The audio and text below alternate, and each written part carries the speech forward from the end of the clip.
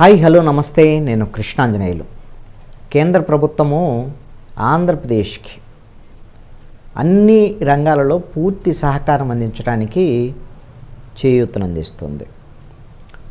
అక్కడ ఎన్డీఏ ప్రభుత్వం, ఇక్కడ కూడా ఎన్డీఏ ప్రభుత్వం. డబుల్ ఇంజిన్ సర్కార్ అభివృద్ధి ఎలా ఉంటుంది అనేటువంటి యాంగిల్లో ఆంధ్రప్రదేశ్లో ఇప్పుడు ఆ విధమైనటువంటి కొంత ఊపు ఉత్సాహం కూడా కనపడుతున్నాయి. కీలకమైనటువంటి పోలవరం ప్రాజెక్టుకు సంబంధించినటువంటి ఒక ముందడుగు పడింది. ఇది పోలవరం ప్రాజెక్టు ఖచ్చితంగా పూర్తయిద్ది అనటానికి ఒక హోప్స్, ధైర్యం అనేటువంటిది వచ్చినట్టుగా చెప్పుకోవచ్చు. పోలవరం ప్రాజెక్టుకు అవసరమైనటువంటి 12,126 కోట్ల రూపాయలు ఇమ్మీడియట్గా కేంద్ర ప్రభుత్వం నుంచి ఆంధ్రప్రదేశ్ ప్రభుత్వానికి ఇవ్వటానికి కేంద్ర మంత్రిమండలి ఆమోదం తెలియజేసింది. ముఖ్యమంత్రి చంద్రబాబు నాయుడు ఢిల్లీకి వెళ్ళటం, ప్రధానమంత్రి నరేంద్ర మోడీ, అదేవిధంగా ఆర్థిక శాఖ మంత్రి నిర్మలా సీతారామన్ కలవటం, పోలవరాన్ని ఎట్టి పరిస్థితిలో కూడా ముందుకు తీసుకెళ్లాలంటే మీ వైపు నుంచి సహకారం ఉండాలి అనేటువంటి దాని మీద ఆయన పట్టుబట్టడం, దీంతో కేంద్ర ప్రభుత్వం కూడా రెస్పాండ్ అయింది. కీలకమైనటువంటి డయాఫ్రమ్ వాల్ మళ్ళీ తిరిగి పునర్నిర్మించే దానికోసము కేంద్ర జలశక్తి శాఖ ఆమోదం కూడా తెలియజేసింది. దానికి సంబంధించి 9 నెలల్లో డయాఫ్రమ్ వాల్ని పూర్తి చేసేటువంటి విధంగా కూడా ప్రణాళికలు రూపొందిస్తున్నారు.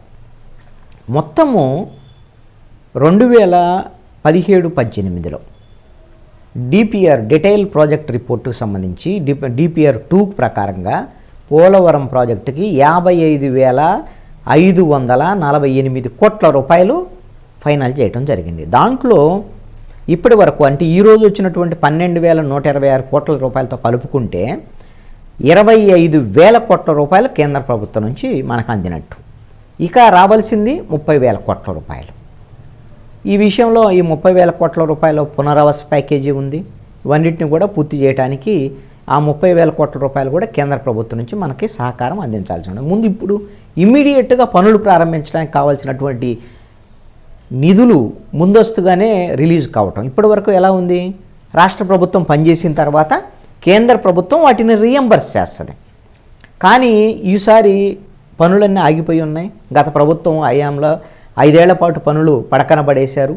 కాబట్టి ఇప్పుడు మేము ముందుకెళ్ళాలంటే ముందస్తుగా మాకు అడ్వాన్స్ కావాలి అనేటువంటి దాని మీద చంద్రబాబు నాయుడు అడగటం, కేంద్ర ప్రభుత్వం ఆమోదం తెలియజేయటం కూడా జరిగింది. ఈ నేపథ్యంలో ఖచ్చితంగా ఈ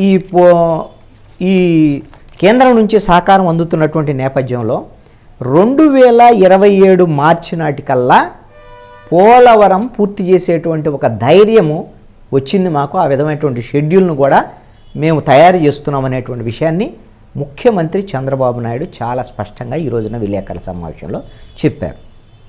పోలవరానికి పూర్తి సహకారం అందిస్తున్నటువంటి ప్రధానమంత్రి నరేంద్ర మోడీ, ఆర్థిక శాఖ మంత్రి నిర్మలా సీతారామన్కు ఆయన ప్రత్యేకంగా కృతజ్ఞతలు కూడా తెలియజేశారు.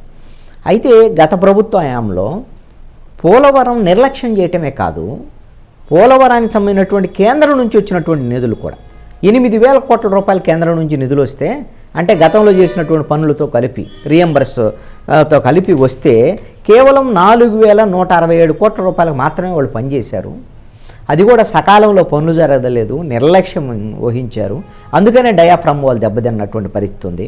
అసలు ఇలాంటి వాళ్ళకి ప్రజలు అవకాశం ఇస్తే ఎంత నష్టం ఉంటుంది అనేటువంటి విషయం మీరు ఒక్కసారి పోలవరాన్ని చూస్తే జగన్మోహన్ రెడ్డికి అవకాశం ఇవ్వటం వల్ల జరిగినటువంటి నష్టమేందో అంచనా వేయచ్చు అని. ఇప్పుడు ఎన్డీఏ అధికారంలోకి వచ్చింది, కేంద్రంలో కూడా ఎన్డీఏ అధికారంలో ఉండటం, వాళ్ళు మనకు సహకరించడం మంచిది అయింది. అందుకని ఖచ్చితంగా కేంద్ర సహకారంతో మనం ముందుకెళ్ళేటువంటి ఆలోచనలో ఉన్నాము అనేటువంటి ఒక ధైర్యాన్ని చంద్రబాబు నాయుడు వ్యక్తం చేశారు. ఆయన ఇంకా అప్పుడు పోలవరం ఆ ప్రాజెక్టు ముందుకు వెళ్ళటం కోసం 2014లో అధికారంలోకి వచ్చిన తర్వాత ముంపు మండలాలకు సంబంధించి తెలంగాణ నుంచి ఆంధ్రప్రదేశ్లో కలిపినటువంటి విషయాలు ఇవన్నీ కూడా అన్ని ప్రస్తావనలు చేసుకుంటూ వచ్చారు. అయితే ఇది పోలవరానికి సంబంధించినటువంటి విషయంలో ఖచ్చితంగా గతంలో ప్రతి సోమవారం ఏ విధంగా అయితే వెళ్ళి మేము అక్కడ పోలవరం పూర్తి చేసేటువంటి విషయంలో నేను పనిచేశానో ఇది ఒక చరిత్ర. 78 సార్లు నేను క్షేత్రస్థాయి విజిట్ చేశాను. బహుశా ఇంతవరకు ఒక ప్రాజెక్టు మీద అన్నిసార్లు విజిట్ చేసినటువంటి వాళ్ళు ఎవరు లేరు అనేటువంటి విషయాన్ని ఆయన చెప్పారు. ఇక పోలవరంతో పాటుగా పారిశ్రామిక అభివృద్ధి విషయంలో కూడా కేంద్ర ప్రభుత్వం నుంచి సహకారం ఉన్నటువంటి విషయాన్ని కూడా రాష్ట్ర ప్రభుత్వం వైపు నుంచి చంద్రబాబు నాయుడు ఒక రకంగా ఇది పారిశ్రామిక అభివృద్ధితో పాటు ఉద్యోగ ఉపాధి అవకాశాల కల్పనకు ఉపయోగపడేటువంటి అంశంగా చెప్పారు. 3 కారిడార్లు ఇప్పటికే కేంద్ర ప్రభుత్వం ప్రకటించింది. విశాఖ చెన్నై కారిడారు, అదేవిధంగా బెంగళూరు హైదరాబాద్ కారిడార్, బెంగళూరు చెన్నై కారిడార్. వీటిల్లో అన్నింటిలో కూడా ఈ 3 కారిడార్లో 4 హబ్బులను ఏర్పాటు చేయడం జరుగుతుంది. ఈ 4 హబ్బుల ద్వారా ఆంధ్రప్రదేశ్ పారిశ్రామిక అభివృద్ధితో పాటు ఉద్యోగ ఉపాధి అవకాశాలు, వేల ఉద్యోగాలు రాబోతున్నాయి అనేటువంటి విధంగా. ఇంతకుముందు రాష్ట్ర మంత్రిగా నారా లోకేష్ కూడా 20 లక్షల ఉద్యోగాలు ఈ 5 సంవత్సరాల్లో రావటం కోసం మేము పక్కా ప్రణాళిక రూపొందించుకొని పనిచేస్తున్నాం అనేటువంటి విషయాన్ని నారా లోకేష్ కూడా చెప్పున్నారు.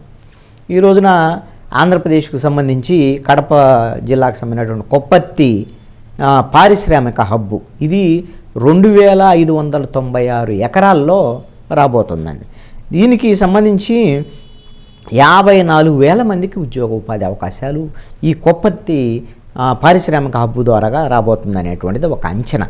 అదేవిధంగా కర్నూలు ఓరవకల్లుకు సంబంధించినటువంటి పారిశ్రామిక హబ్బు, దీనికి 12,000 కోట్ల రూపాయలు పెట్టుబడి వస్తాయి అనేటువంటిది ఒక అంచనా. దీనికి 2,626 ఎకరాల్లో దీన్ని ఏర్పాటు చేయబోతున్నారు.